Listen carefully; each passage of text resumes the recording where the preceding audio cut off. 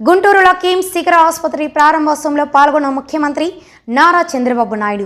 CM Chandrababu మాట్లాడుతూ అందరికీ ఆరోగ్యాన్ని ఇవ్వడమే మా కూటమి ప్రభుత్వ లక్ష్యమని అన్నారు. ఏ విధంగా ఉండాలి అవన్నీ చాలా డీటెయిల్గా చెప్పాడు. ఈరోజు మీరు చూస్తే హైదరాబాద్లో ఒక 1000 పడకల ఆసుపత్రి సికింద్రాబాద్లో పెట్టారు. ఇంకొక పక్కన ఇప్పుడే ఆయన చెప్పింది ఒక ఆంధ్రప్రదేశ్లోనే ఇక్కడే గుంటూరు, విజయవాడ, అమరావతిలోనే 2000 బెడ్లు పెట్టే పరిస్థితికి వస్తున్నారు. ఇవన్నీ కూడా మార్కెటింగ్. అంటే ఒక విజన్ ఉండే వ్యక్తి భాస్కర్ రావు గారు అని చెప్పిన అభిప్రాయం. అది కూడా మోడల్స్, ఒక మోడల్ ఆయన చెప్పాడు. ఆ మోడల్ కూడా మీరు చూస్తే ఎంప్లాయీస్ ఎవరైతే ఇందులో పనిచేస్తున్నారో 10,000 మంది ఈ హాస్పిటల్లో పెట్టుబడులు పెట్టారు. 25,000 కోట్ల రూపాయలు మార్కెట్ క్యాప్లో ఈ 10,000 మందికి 12,000 కోట్ల రూపాయలు మార్కెట్ క్యాప్ వచ్చిందంటే ఆ రోజు పెట్టిందంతా కూడా 100 కోట్లు పెట్టారేమో.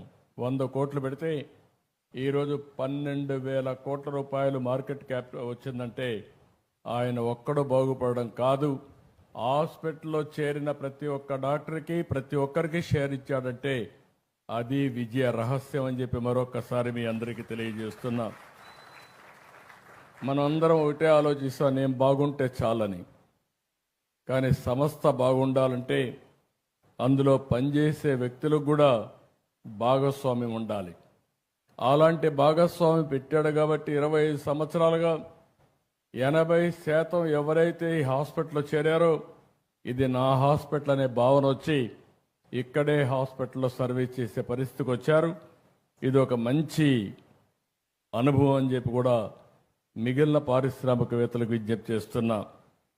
ఇంకొక పక్కన మీరు చూస్తే ఇక్కడికి వచ్చినప్పుడు సూపర్ స్పెషాలిటీస్ అన్నీ కూడా కార్డియాక్ సైన్సెస్ కానీ, ఆంకాలజీ కానీ, neuro science, gastroenterology, orthopaedics, అవయవ మార్పిడి, కిడ్నీ కేర్, తల్లి పిల్లల సంరక్షణ, ఒక 25 సూపర్ స్పెషాలిటీస్ పెట్టారు.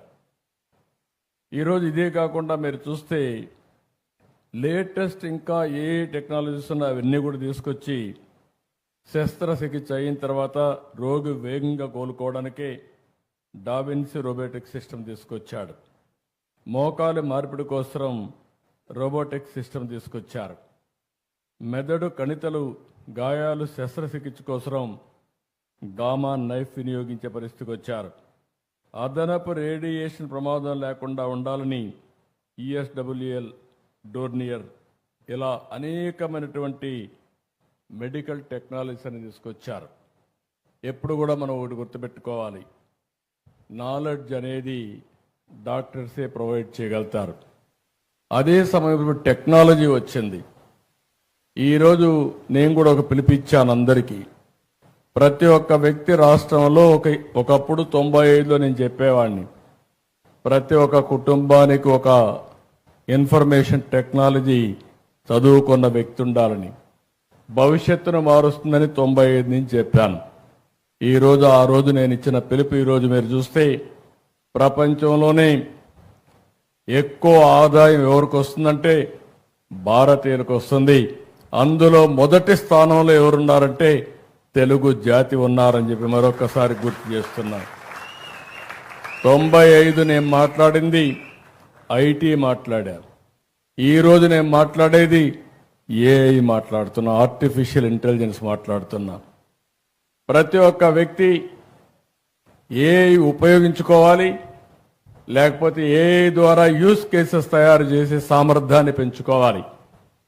ఇదేం పెద్ద బ్రహ్మ విద్య ఏం కాదు.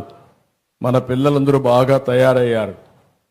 ప్రపంచాన్ని శాసించబోయేది భవిష్యత్తులో ఏఐ శాసిస్తుంది. ఆ విషయం కూడా మీరు గుర్తుపెట్టుకోవాల్సిన అవసరం ఉంది. ఈరోజు మీరు ఒకసారి చూస్తే ఇక్కడ ఉండే హాస్పిటల్లో కూడా ఒక 20కి పైగా అతి కీలకమైన వైద్య సేవలు అందిస్తున్నారు. నేను అందుకే డాక్టర్స్ అందరూ మీరు ఇక్కడ ఉన్నారు. డేటా అనేది నెట్వర్క్ హాస్పిటల్స్ కాబట్టి దేశం మొత్తం అనేకమైన డిసీజులకు కావలసిన డేటా అంతా కూడా హిస్టారికల్ డేటా ఉంటుంది. భవిష్యత్తులో ఒక హాస్పిటల్దే కాదు సంపద.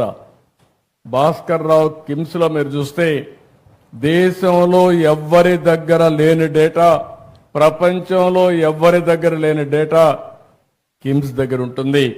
డేటా వెల్త్ అని చెప్పి మీ అందరికి తెలియజేస్తున్నా. రేపు రాబోయే రోజుల్లో సంపద మన దగ్గర ఎన్ని కోట్లు ఉన్నాయని కాదు, నా హాస్పిటల్ ఈరోజు మార్కెట్ వాల్యూ ఎంత ఉందని కాదు, నా దగ్గర ఎంత డేటా ఉంటే ఆ డేటాను ఉపయోగించుకుని ఆర్టిఫిషియల్ ఇంటెలిజెన్స్ చేస్తే నిర్ణయాలు 100% పర్ఫెక్ట్గా వస్తాయి.